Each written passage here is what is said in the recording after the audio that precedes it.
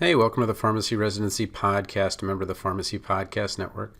I wanted to talk to you about the recent advent of sign-on bonuses again. This was something that was just starting to happen when I graduated. It really kind of took hold when people were getting leases for BMWs, and it was kind of a really neat thing. It certainly creates a lot of buzz and excitement and those types of things.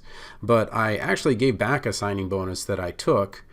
It wasn't a big one, but I had just kept the money to the side and kind of went with it. But I just recently, and my wife and I both got the same postcard in the mail. Each offered $35,000 in sign-on bonus to work for a company for 2 years. And I wanted to talk about the pluses and minuses of that. So the first thing on the plus side, obviously you've got this more amount of money that you're going to get, and you're going to, whatever more money does for you, great. And I think for somebody that's just graduating, great. You've got a position and you've got an additional little bit of money when you need it most, and you're just kind of trying to figure things out, pay off some debt. That's a really great thing to start off with, especially if you're really flexible where you're going to be and what you're going to work and those types of things. Now, the thing is that the sign-on bonuses came with a caveat that you have to stay with the company for 2 years. Now, the question is, what does that really mean? And when I say what does it mean that, well, where am I actually signing up for? Because you don't sign up for a store and certain hours. You're just signed up to work with a company. And then they tell you, okay, well, we're going to need you to work here, and we'll need you to work there, and we'll need you to work these hours. So when you have sign-on bonuses, you really have to have a ton of flexibility with your schedule. Second, how much money are you actually getting? So that $35,000, we divide by 2, right, to get that $17,500. And so it's $17,500 a year, and then we take off probably about 20%, to taxes, kind of right off the bat. So, to make the math a little bit easier, maybe we could do some rounding here. So 17,500 times 0.8, would say about $14,000 a year.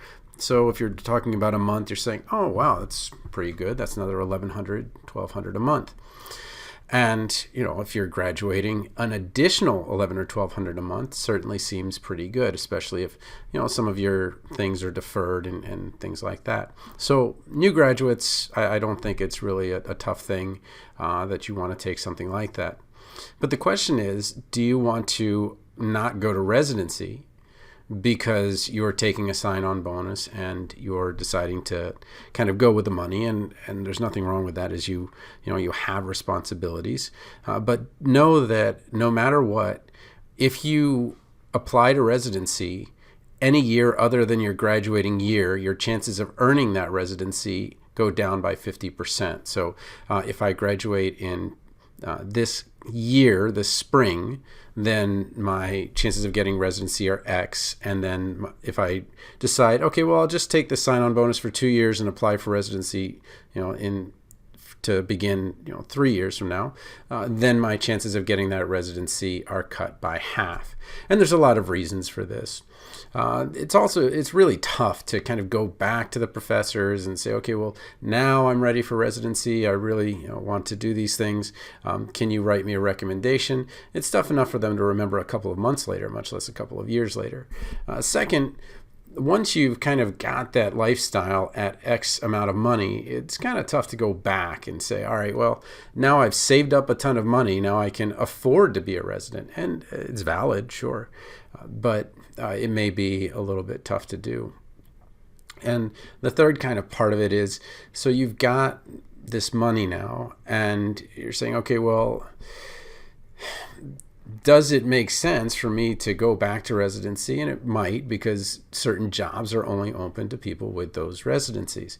But just know that your chances of getting that residency are divided by 2. And for whatever reason, it's just easier to stay at a certain level than it is to kind of come back down to that level at a different time. So my wife and I both turned them down pretty easily. We just put it right in the recycle bin, because for us, it really, $35,000 isn't necessarily a ton of money over 2 years. The we've kind of got a set schedule with the kids, and it just would be really disruptive to take positions where we don't have that flexibility. So what a signing bonus does is, and I'm going to bring up the Finding Your Unicorn Job for Pharmacist book because I want to talk about a couple of things with that. And what I made in that book, or I didn't make promises, but what I said was there's kind of three things that people are really looking for. And the first thing is that they are looking for financial freedom. Second, they're looking for flexible hours. And third, they're looking for personal fulfillment. Well, if you take the sign-on bonus, that financial freedom, you might gain a little bit in terms of how much money you have and getting closer to paying off your loans. But it's actually a bit of financial constriction because now, okay, well, where do you go? Well, you go where they tell you to go, and you work the hours they tell you to work, which is the second part, which is the flexible hours. Are these hours that you're making, or are they hours that they're making? And then personal fulfillment. I think that in the first couple of months of working in community position, I was pretty excited about it and really enjoyed it. But then it became routine. And this happens with even clinical positions where they actually get exhausted by the level of work that they're doing. And a lot of the things that seem really just like, wow, how did you catch that? Or, wow, how did you know that? Become routine, no matter what level you kind of go to. And so what you're looking at is losing financial freedom, losing flexibility in hours. And if you're trading off something that you really wanted, a residency for a community position for a couple of years, you're losing that personal fulfillment. I feel that it would be very difficult for you to really enjoy what having maybe a little bit more money does. And it really is a little bit more money in the scheme of things. But I want to go into the book Finding Your Unicorn Jobs for Pharmacists, because what I've done is I've kind of talked a little bit about the flexible, the fulfilling, and financially freeing, but I wanted to tell you about three different places that pharmacists tend to find longevity. And that's the big thing with the sign-on bonus, is that a commitment of 2 years is not much of a commitment at all on both sides. So for them, they're saying, okay, well, we're going to raise your salary for 2 years through this sign-on bonus. And we're not raising your salary. We're actually just raising your compensation for 2 years. And then it's going to be where it was. So if you get a 5% raise, it's 5% of the base, not 5% of the base plus the bonus. So there's not a lot of actual relationship building with that money. It's kind of pharmacist for hire. And then on your end too, for whatever reason, it's tough not to do the countdown, like, okay, 365 days in a year, multiply that by 2, and then let's see, is this a leap year? Okay, what is my actual day? And it's tough not to say, okay, I have 730 days, now 729 days, now 728 days until that's done. And I think that sign-on bonus honestly creates a very tense relationship where, well, we don't have to take away your sign-off bonus. Certainly they wouldn't say something like that directly, but it's really just, it's paying someone for something they would do without the money, and it kind of changes the relationship. It's like when, maybe your kid did something really good and then you give them $1 or $2 or whatever it is, and then they are just really kind of upset about it. You're like, why are you upset? I'm giving you money for something. Well, I was just doing it because I wanted to do it, and you now made it about the money and you ruined it. And that's the same thing here. Yeah, hazard pay, I get it. Yeah, there's some retention bonuses going around, $1,000, $2,000, whatever it is to keep someone. But man, it really complicates the relationship when you say, okay, well, 2 years, here's the contract, here's what you have to do, and so forth. So let me tell you about 3 different places that pharmacists find longevity, because this is really what you want. It's not necessarily longevity with the company, though the company obviously would like you to be around for a long time. It's very expensive to train and get new people and all those things. But the first one, which you're probably going for as a clinical position, is that you keep hearing the word top of your license, which just means that we're pushing kind of the envelope of those things that are not routine. And clinical can become routine. If you're doing the same Coumadin clinic each week, or you're doing the same immunizations each week, or those things, it can become routine. But what makes it less routine is when you start sharing some of the things that you're seeing. And I mentioned in the book, Core Consult RX does a great job, MedEd 101. My Memorizing Pharm is more for undergraduates. Pharmacy Joe does a great job, and TLDR Pharmacy does a great job. So all 4 of these groups do a great job of not just taking, okay, well, we've got this clinical position and some of the things in it might become routine, but the fact that you are sharing with other people and that you're saying, okay, well, this happened this week and that was kind of cool. That was kind of a little trick that we used or something that really, really advanced things clinically and was really helpful. The second place where pharmacists tend to find a lot of happiness is business or career. And I think that it's kind of the creativity part of it that they really like. And if you want a really great book, that I don't know how they don't have a pharmacist one of it yet, but it's called The E-Myth. And the entrepreneurial myth is one that an entrepreneur works for themselves and now has this freedom that they otherwise wouldn't have working for someone else. But as you become an entrepreneur, you find out the opposite is true. You actually had a lot more freedom when somebody else was doing things. You just didn't have the security of knowing if something bad was going to happen like you would with this. But Mike Lenz, for example, who has done a number of my audiobooks, has transitioned completely to becoming a voice narrator and actor and has done a really great job. Pharmacist Moms Group, we have got Pharmacist Dads Group. And so there's a number of different people that have kind of branched off into business and career and helping with consulting. And that's just something that has a lot of longevity because it's teaching. And there's always fulfillment in doing for others, especially when your price point, that is how much you get paid per person that you work with, is pretty high. So mine is pretty low, a little less than $100 to work with me to help with letters of intent, or $300 if you want kind of the phone thing as well. But that's a pretty low price point when it comes to consulting. Generally, consulting is in the thousands or even tens of thousands. And when you do that level of consulting, then you really have that kind of great satisfaction that your business is something that you can continue to grow and have a lot of time doing it. And then the third place where people generally, not everyone actually gets their license in pharmacy. We think that, okay, everybody passes the NAPLEX, but that's not true. There are a lot of people that don't ever pass the NAPLEX. And you're like, well, where did they go? What do they do? And besides kind of the business career, and obviously they can't do clinical as a pharmacist, what they do go into is financial. And I've seen anything from being the manager of a grocery store, which has nothing to do with pharmacy and doesn't even have pharmacy in it, to being in auto sales, to being in what I see as most popular is either real estate investing and or being a real estate agent, or financial planning and helping people. Because again, there's a lot of education really involved in home buying. While you'll see a lot of people say, I love working with first-time home buyers, that's probably not true. It's really hard to work with first-time home buyers because their expectations and their understanding can vary quite a bit. Now, when you go back after they've got their first home, you kind of romanticize it, like, wow, I really helped somebody that was really struggling, but the amount of time it takes for a first-time home buyer versus an investor is completely different.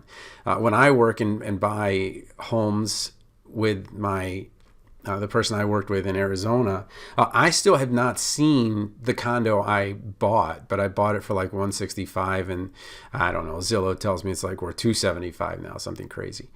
But I still haven't seen it. I just know that all the paperwork is there. I have a key to the place, and I have renters in there, and I'm making enough money to cover the rent and so forth, and all is going well with that. But that's something that's very satisfying for pharmacists because there's a lot of detail to it, and then it kind of depends on what you want to do. But really, the education part of that, whether it be finances or real estate, is really satisfying. And then one other part of the book that I thought was just absolutely critical was to get unicorn job stories, people that have kind of really neat niche, I hate that word, niche professional positions like ambulatory care pharmacy, which is a relatively recent thing. That, okay, well, you don't count any of the pills. You're just with the patients the whole time. With the patients the whole time? With the patients the whole time, right?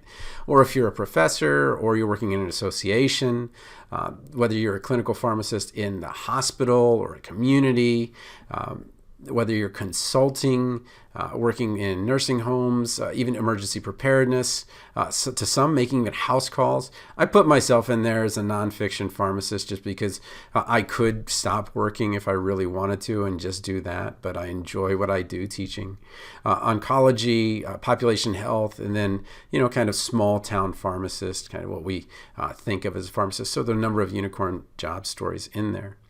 So to get back to this sign-on bonus thing, the reality is that, okay, so I'm going to work this job. I'm going to get this sign-on bonus. If I didn't take that bonus, if I just took a position with someone, what's the difference? And the reality is that if you put the money in the bank and you just leave it there and you don't worry about it until that 2 years is up, then it's just bonus. You're not changing anything. You can just kind of pay yourself at the end of those 2 years, which is what I recommend, and not take that money till the 2 years is up. So that if at any time you're like, I've got this other opportunity, I really want to take it, then maybe that's, something that you should do. And in a recent book I read, Head Ball Coach with Steve Spurrier, he talks about how he was offered a sign-on bonus or a retention bonus by the college he was at. And the thing was that he wouldn't be allowed to go anywhere for 2 years. And he said, I don't need the money that badly. I'll just kind of make sure that I have that flexibility. And I understand my wife and I are very established and it's not such a big deal, that much money. And for someone new at a school, that might be a big deal. But what I want to do is tell you that if you are someone that was looking at residency, if you're kind of hearing about all your classmates getting these sign-on bonuses and these great opportunities that they're having, what I'm telling you is that it is the opposite of what you're talking about when you're talking about longevity. A sign-on bonus for 2 years is not a focus on longevity. A focus on longevity is going to do something that you wanted to do, that you feel that you would be good at, and that you feel that you would be making a difference. So regardless of if you are someone who is in clinical pharmacy, business or career, or financial services, I think that it's really important that you look at, okay, well, am I doing this for the short term? And if I am, do I know that? Okay, great. But if I'm doing this for the long term, well, sign-on bonuses are not really a place to go. And really, when it came down to it, as we're getting this offer in the mail between my wife and I to get $70,000 extra over the next 2 years, and her salary probably would go down. Actually, mine would probably stay about the same. It really was saying we are going to just put that in the recycle bin because we value the flexibility and the fulfillment and the financial freedom we have already more than we value that $70,000. Now, if it had said $700,000, well, I don't know. She might have changed her mind. I don't know if she would have. I think I would have. Tried to suck it up for 2 years for maybe $350,000 or whatever it is, because that would actually be such a high number that it would increase our financial freedom, flexibility, and fulfillment 2 years from now, which is a completely different story. But having 3 10-year-olds and knowing that right now we get to attend most everything that they do unless they're doing something different at the same time, there's no way I'm going to pass up these years for $35,000, $70,000. Is just not worth it to me, but it may be worth it to you. So if you got questions for me, TonyThePharmacist@gmail.com. And then if you want to work one-on-one with me, whether you are going for traditional position or residency, or if you're looking to get help with competitive APPEs, or you're looking to get help with any other kind of writing-based application where some kind of cover letter, some kind of letter of intent would be necessary, then certainly reach out to me or go to residency.teachable.com. A couple of videos and free resources you can check out there.